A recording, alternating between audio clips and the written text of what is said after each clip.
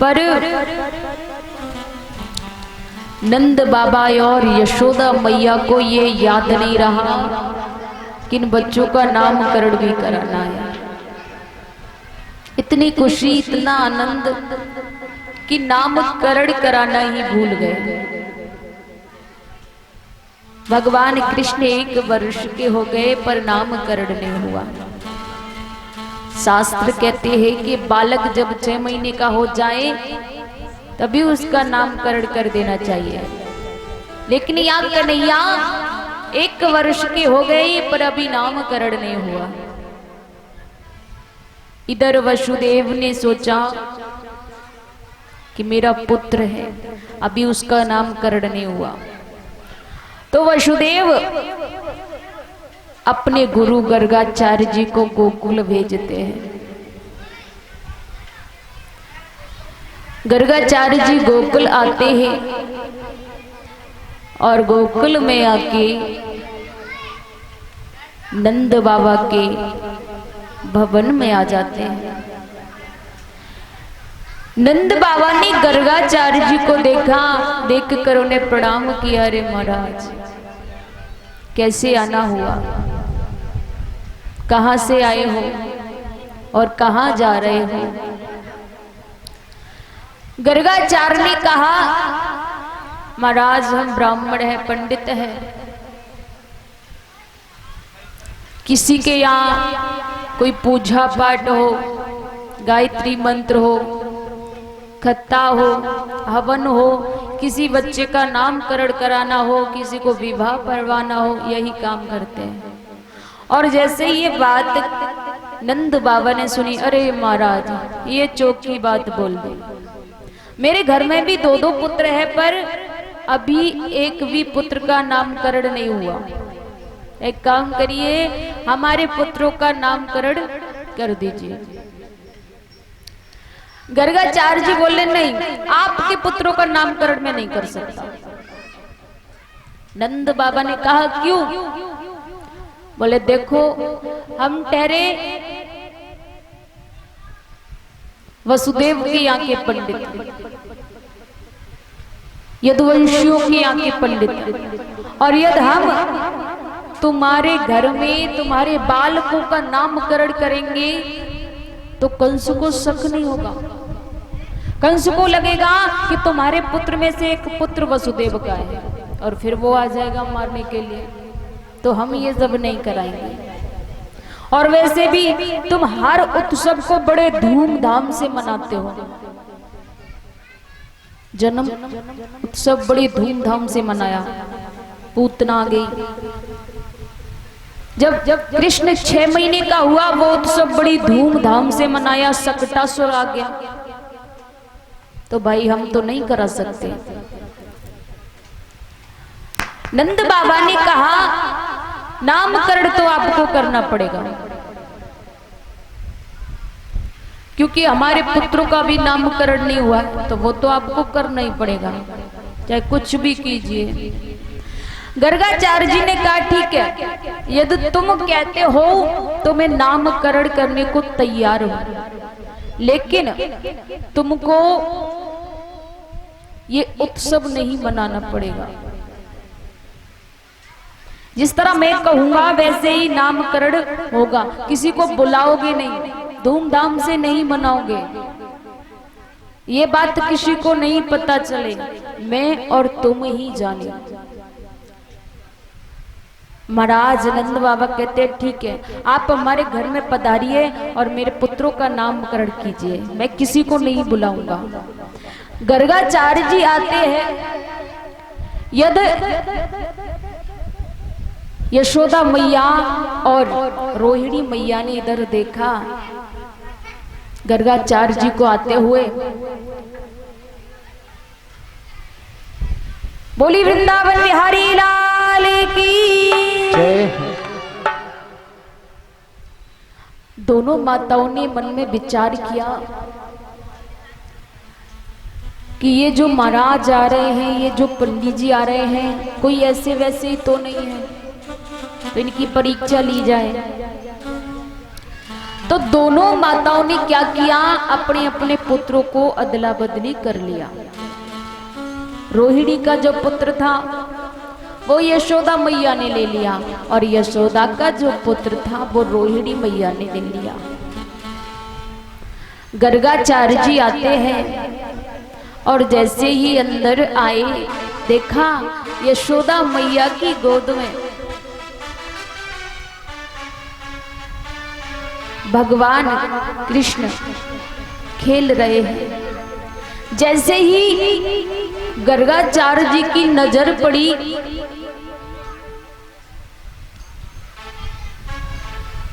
तो देखते रह गए, उनकी समाधि लग गई। कृष्ण को देखते देखते उनकी समाधि लग जाती है। महाराज समाधि दो प्रकार की होती है, एक तो ध्यान समाधि और दूसरी त्राटक समाधि। ध्यान समाधि उसे कहते हैं जिसमें नेत्र बंद है और श्वास चल रही है, और त्राटक समाधि वो होती है जिसमें नेत्र तो खुले हैं और श्वास बंद हो गई। तो गर्गाचार्य जी की त्राटक समाधि लग जाती है, उनकी आंखें तो खुली हैं पर श्वास बंद है। मैया पास में गई, बाबा को प्रणाम किया। अरे महाराज प्रणाम करती हूँ, लेकिन यहाँ तो गर्गाचार्य जी की समाधि लगी हुई है। मैया ने रोहिणी से कहा, अरे बहन ये बोल क्यों नहीं रहे हैं? अरे बाबा सुनो, मैं तुम्हें प्रणाम करती हूँ, लेकिन उनकी समाधि लग गई, उन्हें कुछ सुनाई नहीं देता है। मैया आपस में बात कर दी, अरे इन्हें क्या हो गया, ये तो बोल भी नहीं रहे हैं। हाथ पकड़ के देखा तो नाड़ी भी नहीं चल रही, श्वास बंद है। रोहिणी मैया और यशोदा मैया आपस में वार्तालाप करने लगी, अरे इन्हें क्या हो गया, कहीं ये पधार तो नहीं गए? अरे बाबा पधारना ही था तो अपने घर पे पधार दे, यहाँ पधारने की क्या आवश्यकता थी? और मैयाओं ने गर्गाचार्य जी को जोर जोर से झकझोरा। जैसे ही जोर जोर से झकझोरा तो उनकी समाधि टूट गई। बोले हाँ मैया। अरे बाबा क्या हो गया था? हमें लगा पधार गए। अरे नहीं नहीं, मैं तो नेत्र खोल के बड़ी मन से ध्यान से आपके पुत्र की मस्तिष्क रेखा देख रहा था। ऐसे देखते हैं, हम तो डर ही गए थे। अरे मैया मैं बड़े ही ध्यान से देख रहा था। अच्छा तो अब आप हमारे पुत्रों के नामकरण कीजिए। गर्गाचार्य जी ने देखा कि मैया बड़ी ही चालाक है। दोनों ने अपने पुत्रों की आपस में अदला बदली कर रखी है। प्रिय महाराज गर्गाचार्य जी बड़ा सुंदर नामकरण करते हैं। अयं हि रोहिणी पुत्र रमयन शुर्दो गुणे आख्यास्यते राम इति बलाधिक्याधि बलम विधु। महाराज वो मैया की तरफ इशारा करके बोले, मैया तुम्हारी गोद में जो पुत्र बैठा है वो तुम्हारा नहीं है, ये तो साक्षात रोहिणी का पुत्र है। महाराज मैया खुश हुई और खुश होकर तुरंत एक हीरे की अंगूठी उतार कर दे दी। अरे ये कोई साधारण ब्राह्मण नहीं है, ये कोई कड़िया पथड़ा नहीं है, ये तो सच्चा ज्योतिषी है। तुरंत बता दिया। और महाराज बड़ा सुंदर नामकरण कर रहे हैं। सबसे पहले रोहिणी के पुत्र का नामकरण करते हैं। मैया तुम्हारी गोद में ये बालक है, ये कोई साधारण बालक नहीं है।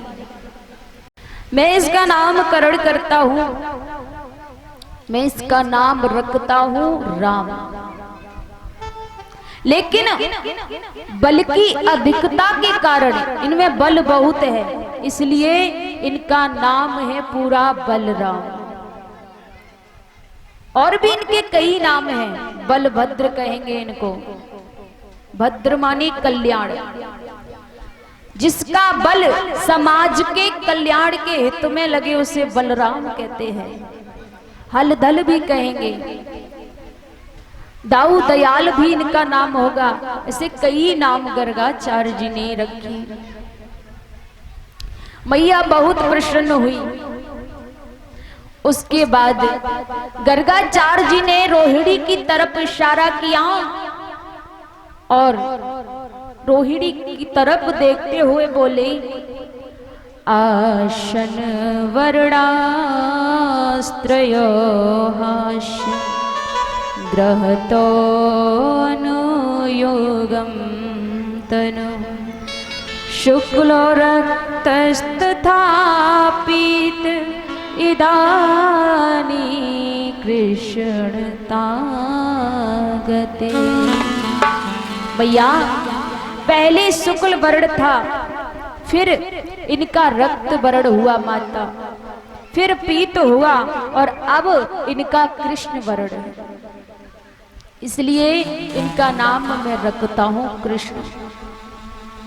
काला है ना थोड़ा, सावरा भी इसे कहेंगे, पर ये सावरा नहीं है, ये तो जग का उजाला है,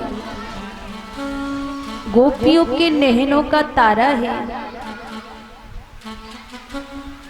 माता कबीर ने वसुदेव भी कहा गया, इसलिए इनका नाम वासुदेव भी होगा, मधुसूदन भी होगा, मुरलीधर भी होगा।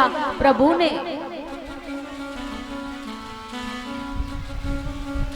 बोली वृंदावन बिहारी लाल की जय हो।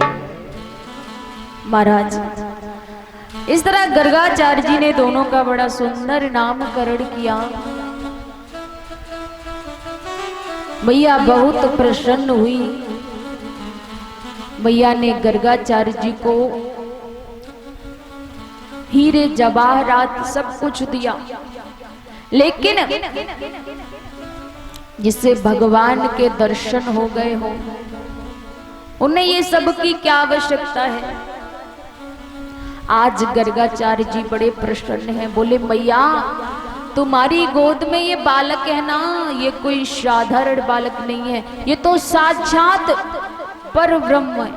ऐसा कहने ही वाले थे कि कन्हैया जी ने इशारे में बोल दिया छोटे से बालक ने, अरे बाबा ये क्या कर रहे हो, मैं यहाँ भगवान बन के नहीं आया, मैं तो यशोदा का लाला बन के आया हूं।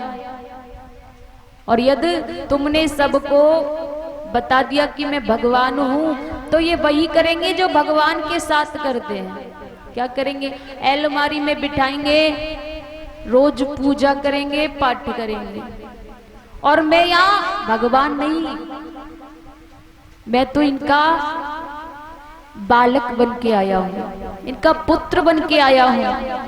मुझे भगवान मत बनाओ, मुझे तो यहाँ माखन खाना है, मुझे मैया का प्यार चाहिए। तो महाराज गर्गाचार्य जी चुप हो जाते हैं। मैया यशोदा बोली, अरे बाबा ये क्या उल्टी सीधी बात करते हो, कभी कहते हो तुम्हारा लड़का बड़ा ही ये है वो है, जलेबी की तरह बात को क्यों घुमा रहे हो? ये क्यों नहीं कह देते कि मेरा लाडला जो है, मेरा लाला जो है बहुत बड़ा पराक्रमी है। गर्गाचार्य जी बोले, हाँ मैया तुम्हारा ये बालक तो बहुत बड़ा पराक्रमी है। गर्गाचार्य जी नामकरण करके कृष्ण के दर्शन करके वापस चले जाते हैं। प्रभु की बड़ी सुंदर सुंदर लीलाएं होती हैं। बोली वृंदावन बिहारी लाल की। भगवान थोड़े बड़े और होते हैं, 2 वर्ष के हो जाते हैं।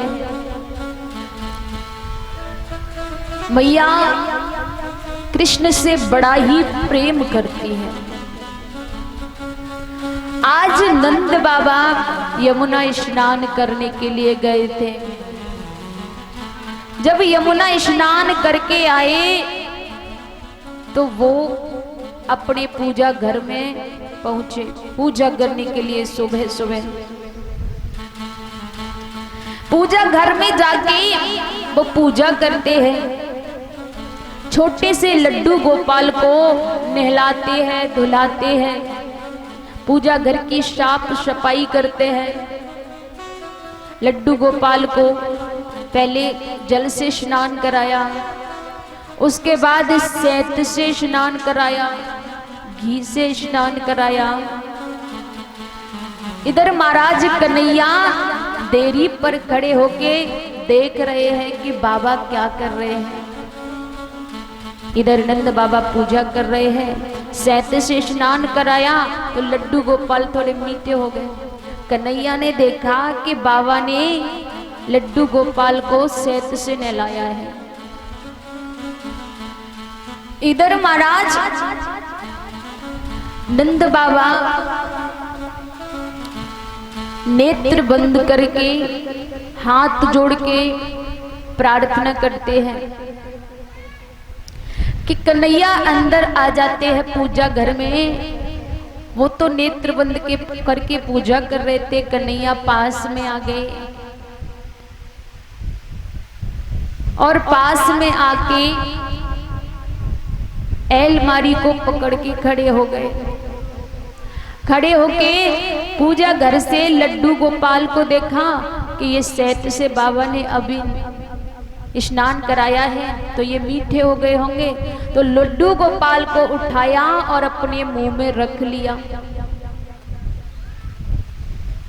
जैसे ही नंद बाबा की पूजा खत्म हुई, उन्होंने अपने नेत्रों को खोला, देखा सामने लड्डू गोपाल नहीं है। महाराज नंद बाबा बोले, अरे लड्डू गोपाल किधर है? अभी तो यहीं पर रखे थे। लेकिन कन्हैया ने अपने मुंह में रखे, मुंह फूल के इतना मोटा हो गया है। बगल में देखा तो कृष्ण खड़े हुए हैं छोटे से और मुंह फूला हुआ है। नंद बाबा ने देखा और पूछा, अरे क्या है, तुम यहाँ क्यों आए? मैंने मना किया था, बालक बिना नहाए पूजा घर में नहीं आते, फिर क्यों आए? अब मुंह में लड्डू गोपाल है, बोले कैसे?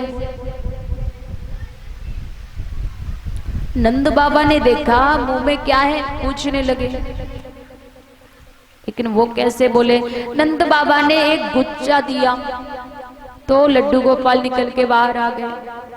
बोले अच्छा